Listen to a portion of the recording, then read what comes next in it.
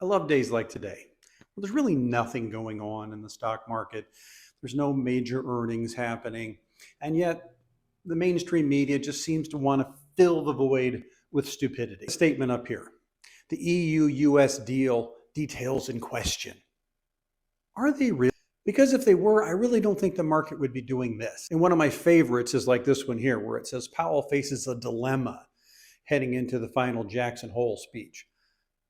Does he really? And even when I click on the link, this is what I see. All eyes on the Fed chair. It has literally nothing to do with the fact that he has a dilemma. And since when does the Fed actually have a dilemma? They're supposed to be data dependent, which means they're supposed to follow what the data is telling them.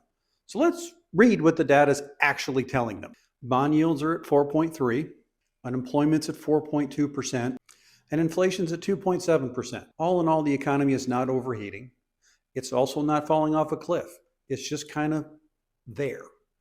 So what incentive does Powell have either way?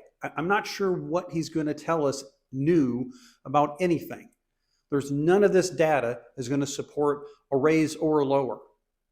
So I'm not sure where the dilemma is here.